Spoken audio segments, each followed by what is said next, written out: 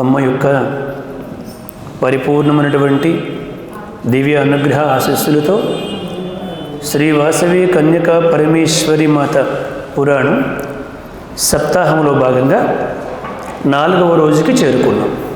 7 రోజుల ఈ ప్రవచనాల్లో 3 రోజులుగా అమ్మ యొక్క వైభవాన్ని అనేక కోణాల్లో మణిగుప్తాది వైశ్యోత్తములకు సాలంకాయన మహర్షి చెప్పగా, అక్కడ సౌనకాది మహామునులకు సోత మహర్షి చెప్పినటువంటిది, అలాగే వైశ్యోత్తముడైనటువంటి మహాత్ములు ఎందరెందరో చరిత్రల్ని మనం దీని ద్వారా తెలుసుకుంటూ వచ్చాం.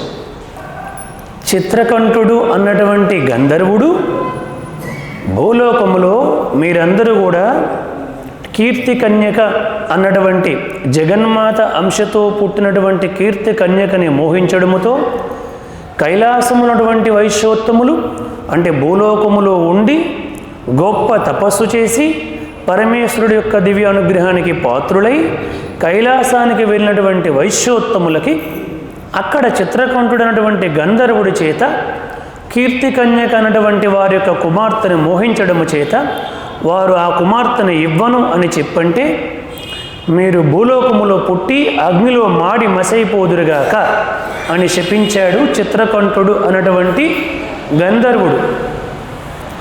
అలాగే అప్పుడు వీళ్ళు కూడా ఆయన శపించారు. ఒక ఘోరమైనటువంటి దుర్వార్త వినడము చేత, అంటే మనకు అర్థమైన భాషలో చెప్పాలంటే, మా మరణ వార్త విన్న వెంటనే నీవు కూడా నీ తల 1000 వ్రొక్కలై మరణించుదువుగాక అని శాపం పెట్టారు.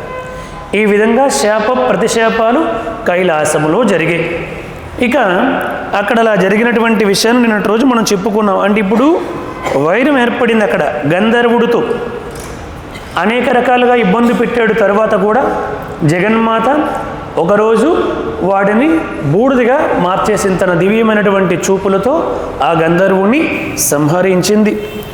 ఈ కీర్తి కన్యక వృత్తాంతాన్ని చక్కగా మణిగుప్తాది వైశ్యోత్తములకు సాలంకాయన మహర్షి తెలియపరిచారు. తర్వాత ఆయన అడిగారు, ఇంకా అమ్మ ఎన్ని అవతారాలు ఎత్తింది, ఏ ఏ సందర్భాల్లో ఏ విధంగా తన భక్తులను కాపాడింది చెప్పమంటే, దేవీ భాగవత అంతర్గతముగా మీకు ఇంత పూర్వం చెప్పాను కాబట్టి సంక్షిప్తంగా చెప్పుకుంటూ ముందుకు వెళ్తున్నాను. మనకి ప్రధానమైనటువంటి ఘట్టాలు ఏవి అవసరమో వాటినే విపులంగా చెబుతున్నాను.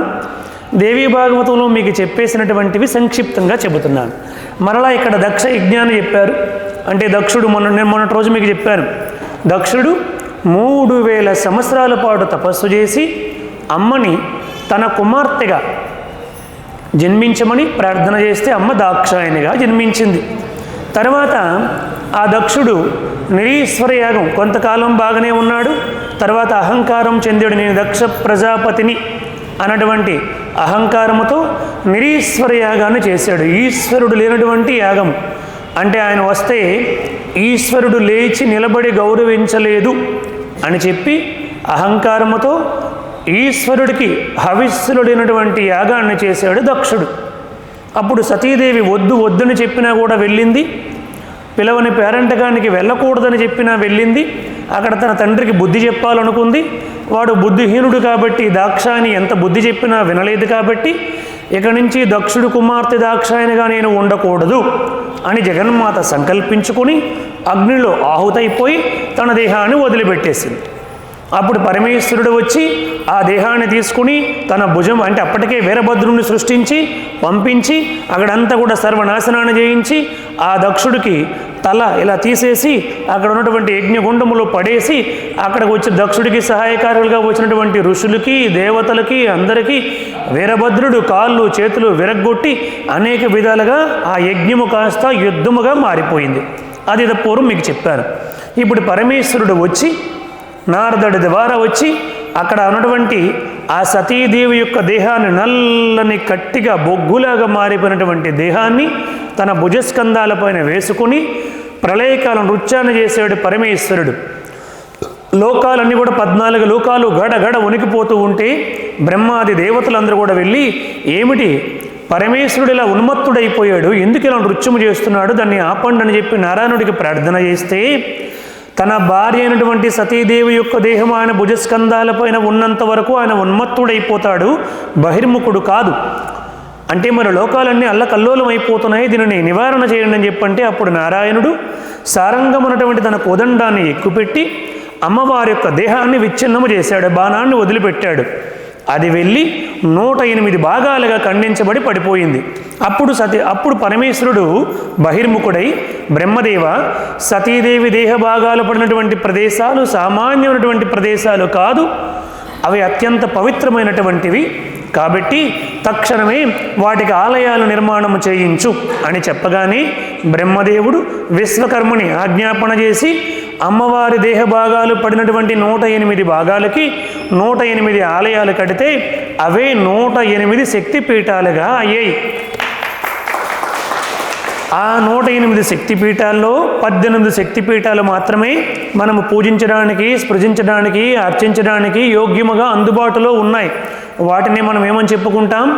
లంకాయాం శంకరీదేవి, కామాక్షి కంచికాపురే, ప్రద్యుమ్నే శృంఖలాదేవి, చాముండే క్రౌంచపట్టనే, అలంపురే జోగులాంబ, శ్రీశైలే భ్రమరాంబిక, కొల్హాపురే మహాలక్ష్మి, ముహుర్యే ఏకవీర, ఉజ్జయిన్యాం మహాకాలం, పీఠికాయాం పురుహూతిక, ఓడ్యాయాం గిరిజాదేవి, మాణిక్యాం దక్షవాటికే, హరిక్షేత్రే కామరూపి, ప్రయాగే మాధవేశ్వరి, జ్వాలాయాం వైష్ణవీదేవి, గయా మాంగళ్య గౌరిక, వారణాశ్యాం విశాలాక్షి, కాశ్మీరేషు సరస్వతి అంటాం వాటినే మనం.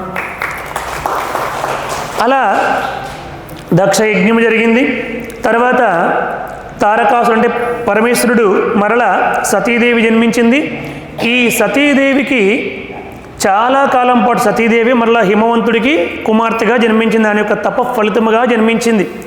వీళ్ళిద్దరూ కలిసి చాలా కాలం పాటు ప్రశాంతముగా జీవించారు. ఆ జీవించడానికి ముందు రామాయణంలో విశేషముగా వర్ణించబడి ఉంటుంది. ఏమి జరిగిందంటే పరమేశ్వరుడు భార్యా వియోగముతో గొప్ప తపస్సు చేశాడు. అంటే విశ్వామిత్రుడి వెనకాతల రాముడు వెళ్ళి అడుగుతాడన్నమాట, స్వామి ఈ ప్రదేశం ఏమిటని అడిగితే, నాయన పూర్వము దక్ష యజ్ఞము జరిగిన తర్వాత పరమేశ్వరుడు సతీవియోగముతో ఘోరమైనటువంటి తపస్సు చేశాడు, ఇక్కడే తపస్సు చేశాడని రామచంద్రమూర్తికి విశ్వామిత్రుడు చూపిస్తాడు.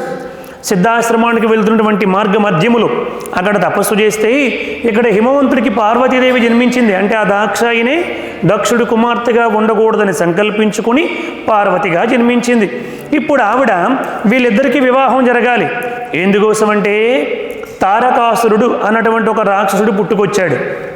వాడు తెలుసుకున్నాడు, ఓహో పార్వతీదేవి ఇప్పుడు లేదు, ఇప్పుడేమో ఈయనేమో తపస్సు చేసుకుంటున్నాడు, కాబట్టి పరమేశ్వరుడికి సంతానము కలిగితే వాడి చేతులను నేను మరణించాలి అని కోరుకున్నాడు తారకాసురుడు. బ్రహ్మదేవుడు తదాస్తు అని వరం ఇచ్చాడు. ఎవరు ఏ వరము కోరుకున్నా బ్రహ్మదేవుడు ఇస్తాడు. అర్హత సాధిస్తే చాలు ఇస్తాడు. దాన్ని సద్వినియోగం చేస్తావా దుర్వినియోగం చేసుకుంటావా నీ ఇష్టం. భగవంతుడైతే వరాలు ఇస్తాడు. సరే, ఇక్కడికి వచ్చేసరికి అప్పుడు పరమేశ్వరుని బహిర్ముఖుని చెయ్యాలి. అప్పుడు పార్వతీ కళ్యాణము జరగాలి. పార్వతీ కళ్యాణము జరిగితే వాళ్ళకి బిడ్డడు పుడితే అప్పుడు తారకాసురుడు సంహరింపబడతాడు. ఇంతలోపు తారకాసురుడు సుర, సిద్ధ, సాధ్య, నర, కిన్నెర, పన్నగ, యక్ష, చార, అసుర, విద్యాధర, గంధర్వాదులందరినీ కూడా బాధ పెడుతూ 3 లోకాలని హస్తగతం చేసుకున్నాడు. అనేక విధాలుగా ఇబ్బందులకు గురి చేస్తూ వచ్చాడు. ఇంకంతా కూడా యజ్ఞాలు ఆగిపోయినాయి, యాగాలు ఆగిపోయినాయి, చాలా ఇబ్బందులు, సకాలంలో వర్షాలు పడ్డం లేదు, మానవులందరూ కూడా నీతి తప్పిపోయారు, అధర్మపరులు అయిపోయారు, అనేక రకాలుగా కామ, క్రోధ, లోభ, మోహ, మద, మాత్సర్యాలకి బానిసలైపోయారు ఈ తారకాసురుడు చేసినటువంటి విధ్వంసము వల్ల. అందుకని ఇప్పుడు ఎలాగైనా వివాహం చేయాలని సంకల్పించుకుని మన్మధుడిని ప్రేరేపించారు. మన్మధ, పరమేశ్వరుడు తపస్సు చేసుకుని ఉండిపోయాడు, నీవు అతని బహిర్ముఖుణ్ణి చెయ్యు, పార్వతీదేవి జన్మించింది కాబట్టి కళ్యాణము చేద్దామన్నాడు. మన్మధుడు, అయ్యా పరమేశ్వరుడు నేను బహిర్ముఖం చేయడం ఏమిటి, అది తప్పు కదా అని అనలే. ఆహా, పరమేశ్వరుడు అంతటి వాడిపైన కూడా నా మన్మథ బాణాలు ప్రయోగించే అవకాశం దక్కింది అనుకున్నాడు. ఇక్కడ వచ్చింది ప్రాబ్లం. భగవంతుడు నీకు ఏదైనా శక్తి ఇస్తే నువ్వు ఆనందపడు, అహంకారపడకూడదు ఎప్పుడు కూడా. భగవంతుడి దయ వల్ల నేను ఇది చేయగలుగుతున్నాను, భగవంతుడి దయ వల్ల నేను ఈ మాట్లాడగలుగుతున్నాను, భగవంతుడి దయ వల్ల నేను పాడగలుగుతున్నాను అనుకోవాలి తప్ప అహంకారం ఏమాత్రం వచ్చినా మనం భగవంతుడికి అనుగ్రహానికి దూరం అయిపోతాం.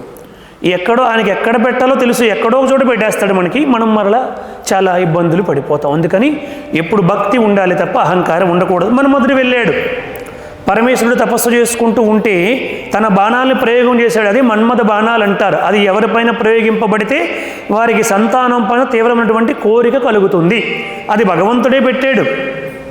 బ్రహ్మదేవుడి యొక్క అంశతో పుట్టినటువంటి వాడు మన్మధుడు, రతీదేవి కూడా. సరే, ఎందుకోసం పెట్టాడు? బ్రహ్మ తన సృష్టిని పెంచుకోవడం కోసం పెట్టాడు. ఇప్పుడు ఈయనేమన్నాడు? వెళ్ళి శివుడి పైన బాణం వేయమనగానే హైసరబజ్జ అనుకుంటూ వెళ్ళిపోయాడు. తప్పు కదా, శివుడి పైన బాణం వేయడం ఏమిటి, నేను వెయ్యినని కొంచెం కూడా ఎటువంటి సంకోచాన్ని పొందలే, గొప్ప అవకాశం దొరికింది నాకు అనుకున్నాడు. వెళ్ళాడు, శివుడి పైన బాణాలు వేశాడు. శివుడికి తెలుస్తుంది, ఎవడరా నా పైన బాణప్రయోగం చేసిన వాడని చెప్పి ఒక్కసారి కళ్ళు తెరిచి 3వ నేత్రాన్ని తెరిచాడు. అంతే, మన్మధుడు భస్మం అయిపోయాడు మాట. అంతే. అప్పుడు దేవతలందరూ వచ్చి పరమేశ్వర శాంతించు శాంతించని పాదాల పైన పడ్డారు. ఇంకేమిటి శాంతించేది, వాడు భస్మం అయిపోయాడు కదా అప్పటికే. ఏమిటి, ఎందుకోసం మీరంతా వచ్చారని పరమేశ్వరుడు అడిగితే, స్వామి ఆ సతీదేవియే మరలా పార్వతిగా జన్మించింది, తారకాసురుడిని ఒక రాక్షసుడు పుట్టుకొని వచ్చాడు, మీరు వివాహం చేసుకోవాలి, సంతానాన్ని కనాలి, దయచేసి మేమే మన్మధుని పంపించాము అని చెప్పారు. అప్పుడు రతీదేవి వచ్చి, స్వామి మీ ఇద్దరికి పెళ్లి చేయడానికి నా భర్త నాకు లేకుండా అయిపోయేది ధర్మమా అని అడిగింది రతీదేవి. అప్పుడు పరమేశ్వరుడు చెప్పాడు, ఇక నుంచి మన్మధుడు నేను భస్మం చేయకుండా ఉండేవాడినే, కానీ నేను కళ్ళు మూసుకుని ధ్యానం చేసినా ఈ 3 లోకాల్లో ఎక్కడేం జరిగినా నాకు తెలియకుండా ఉంటాయేమిటి? అతడు అహంకారముతో శివుణ్ణి కూడా నేను కామ ప్రేరేపితుణ్ణి చేయగలను అనుకున్నాడు, అందుకు అతనికి శిక్ష వేశాను. అలా అనుకోకుండా ఇది దేవతా కార్యం అని అనుకుని ఉండుంటే నేను అతను భస్మం చేయకుండా ఉండేవాడిని, కానీ అలా అనుకున్నాడు కాబట్టి శిక్ష అనుభవించవలసిందే. ఇక నుంచి మన్మధుడు అనంగుడు అవుతాడు, అంటే అంగములు లేకుండా దేహము లేకుండా ఉంటాడు. అందరిపైన ఆయనకి బ్రహ్మదేవుడు ఏ బాధ్యత అప్పచెప్పాడో ఆ బాధ్యతని నిర్వర్తిస్తాడు.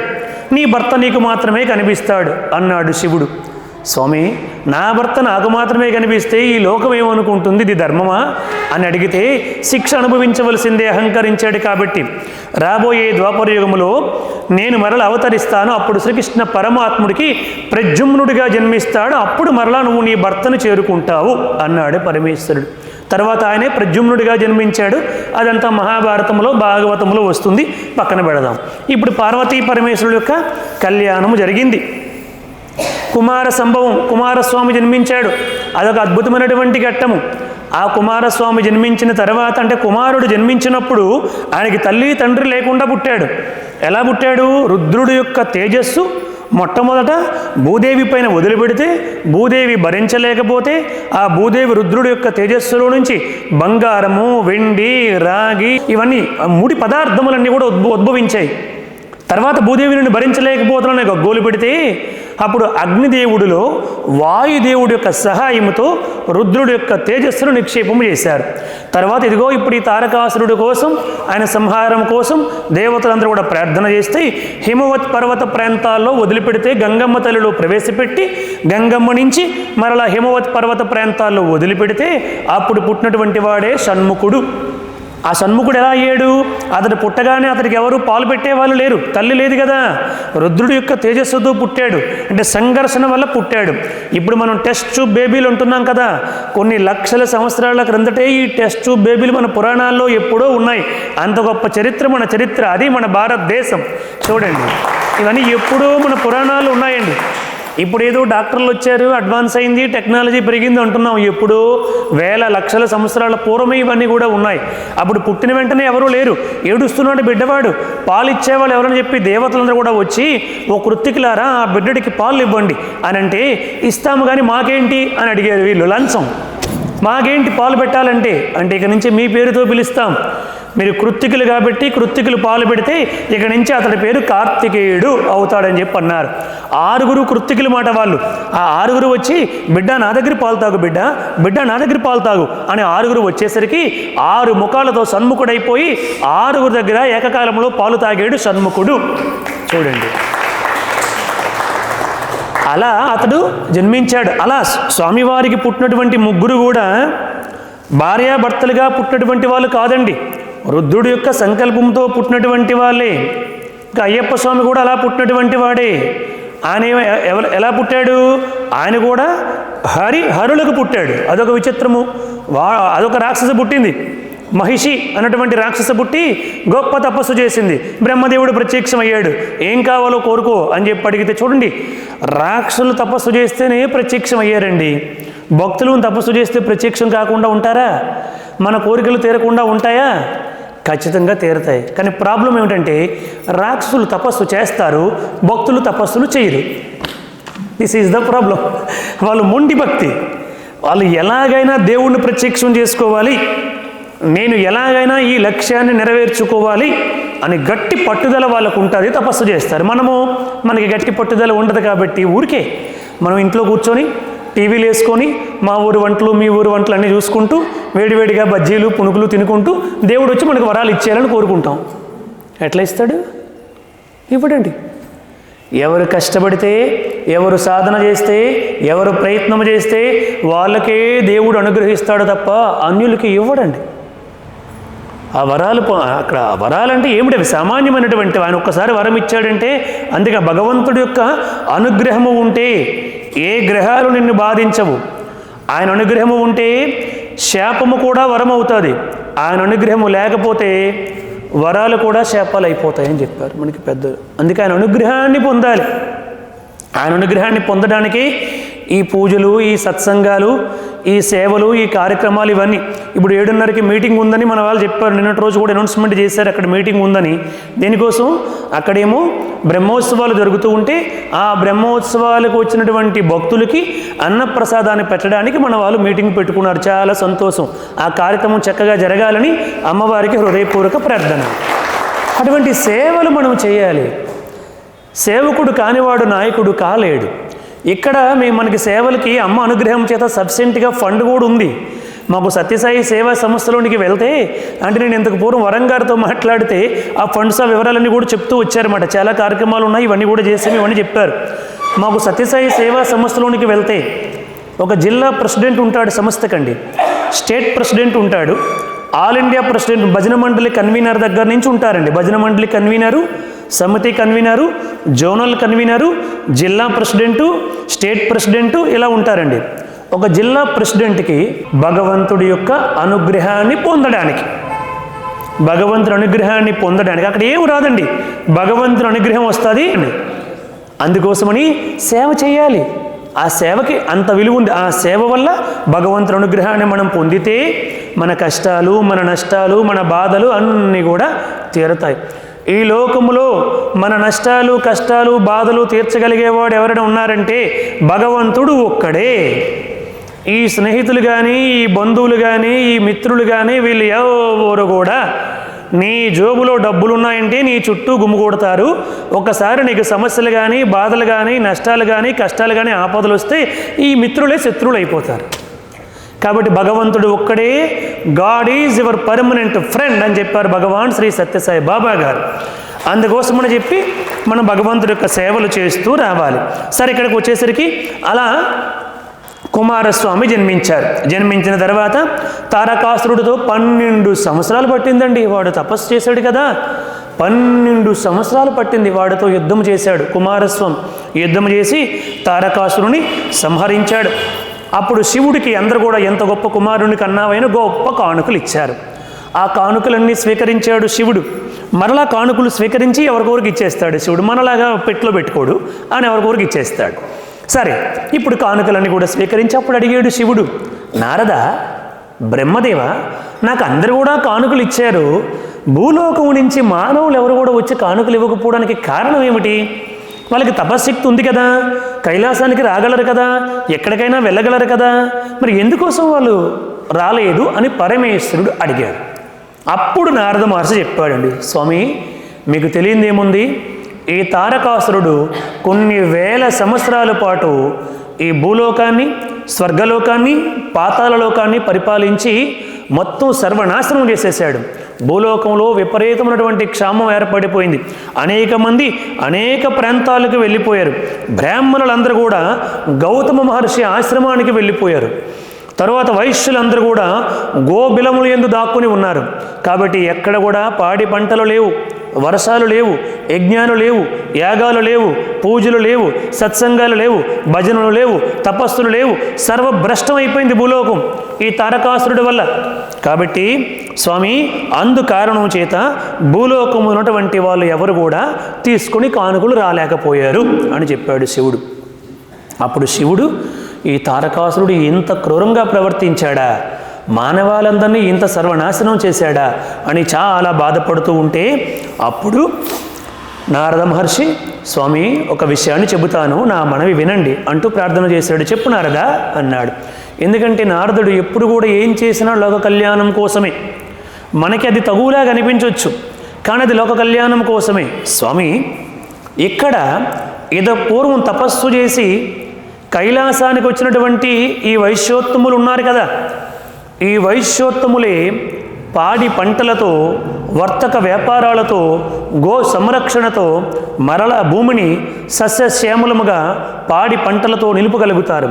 కాబట్టి నా మాట మన్నించి ఈ కైలాసమునటువంటి తపస్సు చేసి ఇక్కడికి వచ్చినటువంటి వైశ్యోత్తములని మరలా భూలోకానికి పంపించండి అని చెప్పి నారద మహర్షి పరమేశ్వరుని ప్రార్థన చేశారు. ఇది మనకి ఇలా ఉంది. వెంటనే నారద మహర్షి చేసింది చాలా పెద్ద అపవాదుగా భావించారు వాళ్ళు. ఎవరు? అక్కడ ఉన్నటువంటి వైశ్యోత్తములు. అప్పుడు అందరూ కూడా వాళ్ళందరినీ పిలిపించారు. పిలిపించి, ఓ సిద్ధ వైశ్యులారా, పరమేశ్వరుడు మిమ్మల్ని పిలుస్తున్నాడని చెప్పి పరమేశ్వరుడి దగ్గరికి పిలిచారు. ఆ పరమేశ్వరుడి దగ్గరికి వెళ్ళగానే భూలోకములో తారకాసురుడు సర్వనాశనం చేసేసాడు. కాబట్టి మరలా మీరందరూ గొప్ప తపస్సు చేసి కైలాసానికి వచ్చారు, ఇక్కడ చాలా కాలముగా ఉన్నారు, మరలా మీరు భూలోకానికి వెళ్ళండి. జైవిజయులు తపస్సు చేసి స్వామివారికి దూరపాలకులుగా ఉన్నారు, తర్వాత మరలా భూలోకంలో జన్మించారు. అయితే వాళ్ళు శాపగ్రస్తులు జన్మించారు. ఇక్కడ కూడా శాపము ఉంది, వరము ఉంది. శాపం ఏమిటి? ఆ గంధర్వుడు పెట్టినటువంటిది, చిత్రకంఠుడు అనేటువంటి గంధర్వుడు పెట్టినటువంటిది శాపము. ఇప్పుడు భగవంతుడు పంపించడం అన్నటువంటిది ఏమైంది? శాపము కాస్త వరముగా మారిపోయింది. చూసారా? అది భగవంతుడికి అనుగ్రహం అంటే.